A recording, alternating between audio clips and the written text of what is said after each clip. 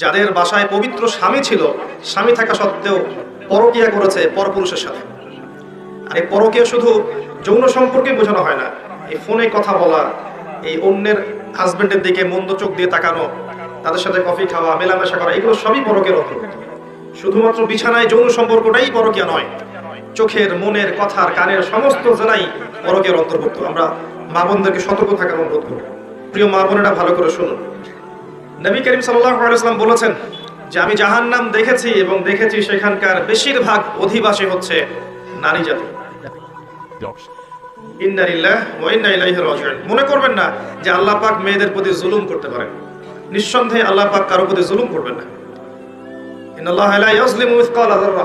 আল্লাহ পাক যাররা পরিমাণও জুলুম কারো প্রতি করেন না। তার মানে যারা জাহান্নামে যাবে তার উপযুক্ত হয়েই যাবে ইনশাআল্লাহ। আরেকটা বিষয় হচ্ছে, এই হাদিসটা শেষ জামানার মহিলাদের জন্য খাস। জাহান্নামের অধিকাংশ অধিবাসী যে নারী জাতি হবে, এটা অন্য উম্মার নয়, এই উম্মতে মুহাম্মদ। তার মানে আপনাকে বুঝতে হবে উম্মতে মুহাম্মাদের মেয়েদের সাথে এমন কিছু হবে সমাজে, রাষ্ট্রে, বিশ্বে, যে তারা আর জান্নাতের পথে চলতে পারবে না, তারা জাহান্নামের পথে যেতে বাধ্য হবে। এবার চিন্তা করেন বিগত 100 বছরে এই নারী জাতির সাথে কি হয়েছে আসলে। 100 বছর আগের মহিলাদের দিকে তাকাবেন, দেখবেন মাশাআল্লাহ পর্দার পূর্ণ তারা পালন করতেন। তারা বিনা প্রয়োজনে বাইরে বের হতেন না, বের হলেও মাহরাম ছাড়া বের হতেন। তারা স্মার্টফোন এত বেশি চালাতেন না, ইউটিউবে সময় দিতেন না, সিরিয়াল দেখতেন না, এত বেশি গীবত করতেন না, এত বেশি তহমত করতেন না, এত বেশি পতিতালয় ছিল না, এত বেহায়াপনা ছিল না। এই নারী পুরুষের পোশাক পরে রাস্তায় হাঁটতো না। আর নারীরা সমঅধিকারের নামে সমস্ত জায়গায় পুরুষের পাশে ফ্রি মিক্সিং এ বসে যেত না। 100 বছর আগে এই সংস্কৃতি ছিল না। 100-200 বছর থেকে দেখবেন নারী পুরুষ আর পুরুষ নারীর কোনো পার্থক্য নাই। মেয়ে ছেলের পোশাক পরছে, ছেলে মেয়ের পোশাক পরছে। মেয়েরা শহরে জিন্সের প্যান্ট আর গেঞ্জি পরে ঘুরছে। পার্লারগুলোতে মেয়েদের দৌরত্ব দেখবেন, রাস্তাঘাটে মেয়ের দৌরত্ব, বাজারে মেয়েদের দৌরত্ব, যেখানে তাকাবেন সেখানে নারী, পর্দার কোনো বালাই নাই। স্কুল, কলেজ, বিশ্ববিদ্যালয় দেখবেন নারী পুরুষের কোনো পার্থক্য নাই।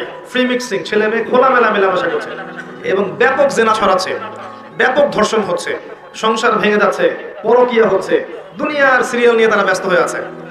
এবং এর পাশাপাশি কতটুকু আল্লাহকে সময় দিচ্ছে আপনারাই ভালো জানেন। এর পাশাপাশি উল্টা দিকে নাই কোরআনের আলো, নাই মাদ্রাসায় পড়াশোনা, না আছে তাদের তালিম, না আছে তাদের পিছনে মেহনত, না আছে এই মেয়েদেরকে আপনার দিনের পথে নিয়ে আসার কোনো প্রচেষ্টা, না আছে 5 ওয়াক্ত সালাত, না পরিবারের পর্দা, না ইসলামী অনুশাসন, না সংস্কৃতি, এগুলো উঠে গেছে।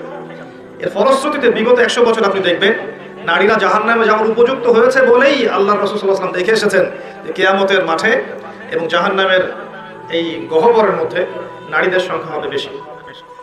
তাছাড়াও আরো কারণ আছে, পুরুষদের তুলনায় মেয়েদের সংখ্যা বেশি। এটাও একটা কারণ যে মেয়েরা জাহান্নামে বেশি যাবে। আর এক শ্রেণীর মানুষ জাহান্নামে বেশি যাবে, তারা হচ্ছে উদ্ধত এবং অহংকারী। যারা উদ্ধত এবং অহংকারী, এই মানসিকতা, এদেরকে দিয়ে আল্লাহ পাক জাহান্নাম পূর্ণ করবেন। প্রিয় মা ও বোনেরা, জাহান্নামের শাস্তির কয়েকটা বর্ণনা শোনাচ্ছি। নবী সাল্লাল্লাহু আলাইহি ওয়াসাল্লাম দেখে এসেছেন এক শ্রেণীর মানুষ, তাদেরকে রক্তের নদীতে ফেলে মাথা ফাটিয়ে দেওয়া হচ্ছে। নবীজি জিজ্ঞাসা করলেন এরা কারা? জিবরাইল আলাইহিস সালাম বললেন এরা হচ্ছে আপনার উম্মতের সেই সব ব্যক্তি যারা ছিল সুদখোর। সুদের মধ্য দিয়ে তারা গরিবের রক্ত চুষে খেয়েছে, এই কারণে ওদেরকে রক্তের নদীতে ফেলে মাথা ফাটিয়ে দেওয়া হচ্ছে।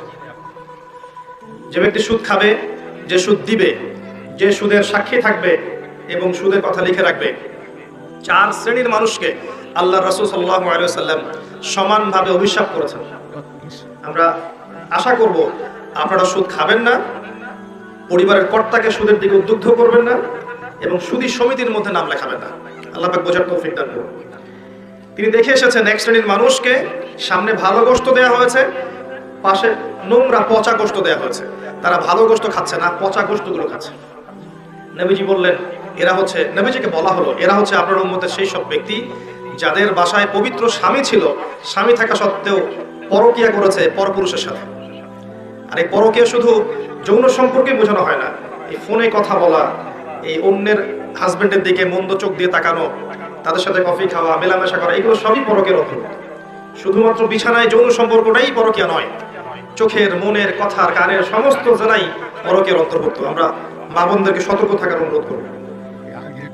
এরপর তাদেরকেই শাস্তি দেওয়া হচ্ছে যাদের ঘরে পবিত্র স্ত্রী ছিল কিন্তু তারপরেও তারা পরনারীর সাথে সম্পর্ক স্থাপন করেছিল, উভয়কে শাস্তি দেওয়া হচ্ছে। আর এক শ্রেণীকে শাস্তি দেওয়া হচ্ছে মেয়েদের বুকের মধ্যে শিক যেটা থাকে, শিক নাকি আপনারা বলেন বুঝি না আমরা, লোহার মতো বাঁকানো একটা শিক, এটা ঢুকিয়ে দিয়ে ঝুলিয়ে রাখা হয়েছে এবং জাহান্নামে আযাব দেওয়া হচ্ছে। এরা ছিল আপনার উম্মতে সেই সব ব্যক্তি যারা ওই সব নারী ছিল যারা ব্যভিচার করেছে বা জিনা করত। জিনার এই পথ পুরুষদের মাধ্যমে যতটা না উন্মুক্ত হয়, নারীদের মাধ্যমে তার চেয়ে বেশি উন্মুক্ত। যখন সমাজের বেশিরভাগ মেয়েরা বেপর্দায় ঘোরাফেরা করবে, তখন সমাজের মধ্যে জিনা বাড়বেই, ব্যভিচার বাড়বেই, ধর্ষণ বাড়বেই, পরকিয়া বাড়বেই, এবং সমাজের যে একটা নূরানি কাঠামো থাকে, রুহানি কাঠামো থাকে, আল্লাহ প্রদত্ত এটা আর থাকবে না, ভেঙে যাবে। আমরা আমাদের মা বোনদেরকে অনুরোধ করব, ছোটবেলা থেকেই আপনার মেয়েকে, আপনার বোনকে পর্দা করতে শেখান। সম্ভ্রম একবার চলে গেলে এই বিশ্ব নেতারা, রাষ্ট্র নেতারা, অর্থনৈতিক নেতারা, সমাজের নেতারা কখনো সম্মানটুকু ফিরিয়ে দিতে পারবে না। আপনার আমার সম্মান আমাদেরকেই রক্ষা করতে হবে, আমাদের পরিবারের মূল্যবোধ আদর্শ আমাদেরকেই রক্ষা করতে হবে। এদিকে দাজ্জালের অনুসারী এবং শয়তানের অনুসারীরা কানের পাশে অনেক স্লোগান দিতে থাকবে, এই স্লোগানে আপনার কান দেওয়া যাবে না। আল্লাহ পাক বোঝার তৌফিক দান করুন, আমিন। আর অনেক শাস্তি তিনি দেখে এসেছেন যে ব্যভিচারীদেরকে এমন চুলার মধ্যে রাখা হয়েছে যার নিচের দিকটা প্রশস্ত, সামনের দিকটা সরু, নিচ থেকে আগুন জ্বলছে, উপর থেকে দাউ দাউ করে, আর মানুষগুলো নগ্ন অবস্থায় নিচ থেকে উপরে চলে আসছে। তিনি আর অনেক শাস্তি দেখেছেন যে এতিমের মাল যারা ভক্ষণ করছে ওদের শাস্তি দেখেছেন যে তারা বড় বড় আগুনের এক একটা দলা এগুলো নিয়ে গিলছে, পেটের ভিতরে চলে যাচ্ছে, পিছনের পথ দিয়ে বের হয়ে যাচ্ছে। যারা সালাত আদায় করতো না তাদের শাস্তি তিনি দেখে এসেছেন যে তারা শুয়ে আছে এবং মাথার উপরে দুইজন ফেরেশতা দাঁড়িয়ে আছে, তাদের হাতে বড় পাথর আছে, এই পাথর দিয়ে তারা মাথা ফাটিয়ে দিচ্ছেন, মাথাটা চূর্ণ বিচূর্ণ হয়ে যাচ্ছে এবং সেই পাথরটা ছিটকে অনেক দূরে চলে যাচ্ছে।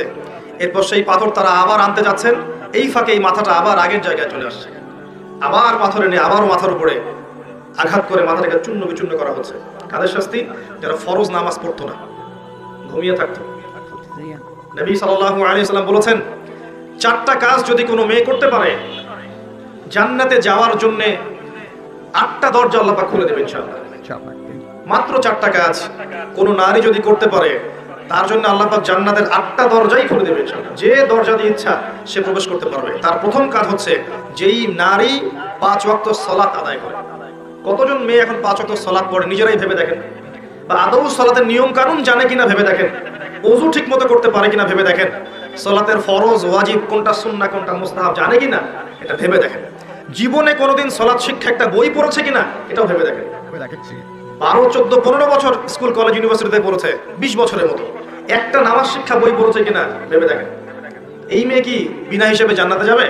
8টা দরজা খুলে দেওয়া হবে। দ্বিতীয় কাজ বলেছেন নবী সাল্লাল্লাহু আলাইহি ওয়াসাল্লাম, যেই নারী 5 ওয়াক্ত সালাত আদায় করে এবং রমজান মাসে রোজা রাখে। রমজান মাস কি সেটাই তো জানে না এখন। রমজান মাস মানে ওর কাছে মনে হয় ঈদ করার মৌসুম, জামা কেনার মৌসুম, নতুন নতুন জামা আসবে, এগুলো কিনবো, ফ্যাশন করবো, বিউটি পার্লার যাবো, মেকআপ করবো, ঢ্যাং ঢ্যাং করে ঈদের দিন রাস্তায় ঘুরবো, এটাই হচ্ছে রমজানের বৈশিষ্ট্য তাদের কাছে মনে হয়। অথচ রমজান আসলে আয়েশা রাদিয়াল্লাহু আনহা চোখের পানি ঝেড়ে দিয়ে সিজদায় পড়ে থাকতেন, জায়নামাজে পড়ে থাকতেন। এমনকি নবী সাল্লাল্লাহু আলাইহি ওয়াসাল্লামের সঙ্গ দেখা যেত কোনো কোনো ক্ষেত্রে পাওয়া সম্ভব হতো না। আমাদের নবীজি তখন আল্লাহর ধ্যানে এবং ইবাদতে বেশি ব্যস্ত থাকতেন। আচ্ছা, কোথায় সেই মেয়েরা এখন রমজান মাসে 30টা রোজা রাখবে, পাশাপাশি তাহাজ্জুদে দাঁড়িয়ে, কিয়ামুল লাইলে দাঁড়িয়ে, তারাবির সালাতে দাঁড়িয়ে আল্লাহর সামনে চোখের পানি ঝাড়বে। চোখ দিয়ে পানি ঝরা তো একটা সৌভাগ্য, আল্লাহর স্মরণে চোখ দিয়ে পানি আসা একটা সৌভাগ্য, যেটা আল্লাহ পাক সবাইকে দেন না। যেই চোখ দিয়ে সারাদিন জি বাংলা স্টার জলসা দেখছেন, পরপুরুষকে দেখছেন, অবাস্তব, এইসব কাহিনীর সাথে বাস্তবতার কোনোই সম্পর্ক নাই। শিরকি, মুশরিকি আকীদা, কুফরি আকীদা এগুলো শিখছেন, ওদের সংস্কৃতি শিখছেন, ওদের রং ঢং শিখছেন, ওদের মতো করে কথা বলছেন, ওদের মতো করে শাড়ি পরছেন, ওদের মতো করে খাচ্ছেন, উঠছেন, বসছেন। এই চোখ দিয়ে আল্লাহর পানি বের হবে কখনো? এই চোখ দিয়ে আল্লাহর পানি বের হওয়ার সৌভাগ্য হবে কখনো? দুশ্চিন্তা হবে। আর যে আল্লাহর স্মরণে কাঁদতে পারে নাই, তার চেয়ে হতভাগা কে আছে পৃথিবীতে? কেউ যদি আল্লাহর স্মরণে কাঁদে, আল্লাহ পাকও তাকে মনে মনে স্মরণ করেন, এবং সেই চোখ জাহান্নামে যাবে না যেই চোখ আল্লাহর স্মরণে কেঁদেছে। রমাদান মাসের সওম, এই অবস্থা আমাদের নারী জাতির। তারপর দেখবেন তৃতীয় কাজ নবীজি বলেছিলেন, যারা লজ্জাস্থানের হেফাজত করতে পারবে, নামাজের সাথে রোজা, এরপর লজ্জাস্থানের হেফাজত করতে পারবে, তার মানে খাস পর্দা করতে পারবে। আমি শব্দটা বলেছি খাস পর্দা করতে পারবে, ডিজিটাল পর্দার কথা আমি বলিনি। ডিজিটাল বোরখা চলবে না, যে বোরখা পরার পরেও শরীরের সমস্ত কাঠামো বোঝা যায়, কোন অঙ্গ কতটুকু উঁচু নিচু, এই বোরখা এখনই জ্বালিয়ে পুড়িয়ে দিতে হবে, এই বোরখা চলবে না। আপনাকে এমন বোরখা বানাতে হবে যেটা এত ঢিলে ঢালা, যেটা পরার পর দূর থেকে পর্যন্ত না, কাছ থেকেও যেন আপনার শরীরের কোনো অঙ্গের কাঠামো বোঝা না যায়। এবং বাহির থেকে তো ভিতরের অঙ্গ দেখার প্রশ্নই ওঠে না। ডিজিটাল পর্দা বাদ দেন।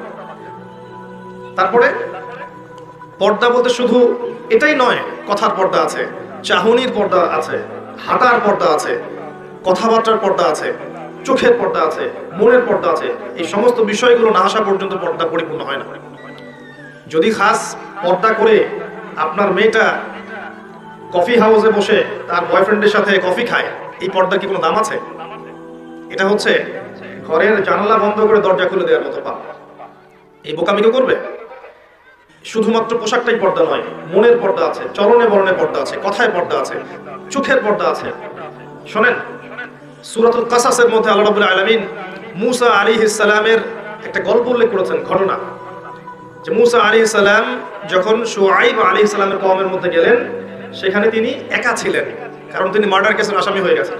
ফিরআউন তাকে ধাওয়া করছে, তার দলবল। তিনি চলে গেছেন মাদিয়ানে, সেখানে গিয়ে বসে আছেন। দেখছেন দুইজন মেয়ে পানি নিতে এসেছে, কিন্তু মেয়েদের যেহেতু শক্তি কম, অন্য মানুষরা তাদেরকে পানি নিতে বাধা দিচ্ছে। ওরা আগে আগে নিচ্ছে, মেয়েরা দাঁড়িয়ে আছে অসহায়ের মতো। মূসা আলাইহিস সালামের শক্তি ছিল, সাহস ছিল এবং অত্যন্ত ব্যক্তিত্ব সম্পন্ন একজন মানুষ ছিলেন। তিনি গিয়ে নিজে ওই মেয়ের দুটোর যে বালতি পানির, এগুলো নিয়ে নিজে গিয়ে পানি নিয়ে মেয়েদেরকে দিলেন, উপকার করলেন। এবার এই মেয়ে দুটো বাসায় চলে গেল। এদিকে মূসা আলাইহিস সালাম একটা গাছের নিচে বসে আছেন। বসে তিনি আল্লাহর কাছে দোয়া করছেন, রব্বি ইন্নী বিমা আনজালতা ইলাইয়া মিন খাইরিন ফাকির। আল্লাহ, তুমি আমার প্রতি যে নিয়ামত দিবে, এর জন্য আমি ফকির হয়ে বসে আছি। ফকির হয়ে বসে আছি, কারণ তার তখন বাড়ি নাই, থাকার জায়গা নাই, খাওয়ার কোনো ব্যবস্থা নাই। তিনি তো পালিয়ে এসেছেন মিশর থেকে। তখন ওই দুই মেয়ের একজন মেয়ে হেঁটে হেঁটে আসলো। আল্লাহ রাব্বুল আলামিন ওই মেয়েটার হেঁটে হেঁটে আসার যে স্টাইল, সেটাও কোরআনের মধ্যে বলেছেন। এত সূক্ষ্ম কোরআন আমরা বুঝি না। তিনি বলেছেন আল্লাহ পাক যে মেয়েটা লাজুক ভঙ্গিতে হেঁটে মূসার কাছে আসলো। কি ভঙ্গিতে? লাজুক ভঙ্গিতে হেঁটে মূসার কাছে আসলো, এসে বলল, আমার বাবা আপনাকে বাসায় ডেকেছেন। তার বাবার নাম শুআইব আলাইহিস সালাম। এই যে মেয়েটা লাজুক ভঙ্গিতে হেঁটে এসেছে, এই কথাটা কোরআনে আছে। তার মানে মেয়েদের হাঁটার মধ্যেও একটা আদর্শ আল্লাহ দিয়েছেন। এখনকার এই জেনারেশনের হাঁটা কি লাজুক ভঙ্গিতে? এদের হাঁটা দেখলে শত শত না লক্ষ লক্ষ যুবক জেনায় লিপ্ত হয়ে যাচ্ছে হাঁটা দেখে। এই হাঁটা, চলাফেরা, পোশাক আশাক, এই ফ্রি মিক্সিং, বন্ধু বান্ধবী এই সংস্কৃতি, এই যে চাচাতো ভাই কাজিন এই সংস্কৃতি, চাচাতো ভাই চাচাতো বোন, খালাতো ভাই খালাতো বোন, এই ফ্রি মিক্সিং সংস্কৃতি। তারপর ইউনিভার্সিটিতে যাবে, নোট এক্সচেঞ্জ করা, কফি খাওয়া, তারপরে জেনা করা, বিছানায় যাওয়া, ব্রেকআপ হয়ে যাওয়া, এই সংস্কৃতি। চাকরি ক্ষেত্রে যাবে, সেখানে দেখবেন আপনার পাশে বসে আছে একজন নারী, মাশাআল্লাহ ফর্মাল ড্রেসে। আপনি ইমান রক্ষা করতে পারবেন? আপনি যাবেন, ব্যাংকে যাবেন, পলিটিক্যাল সেক্টরে যাবেন, গার্মেন্টস সেক্টরে যাবেন, আপনি কমার্শিয়াল সেক্টরে যাবেন, মার্কেটে যাবেন, যেখানেই যাবেন দেখবেন একদম সয়লাভ, ছেলে মেয়ের ফ্রি মিক্সিং এ সয়লাভ। আর কোথায় সেই আয়াত, ওই মেয়েটা লাজুক ভঙ্গিতে হেঁটে আসলো? কোথায় কোরআন আর কোথায় বাস্তবতা?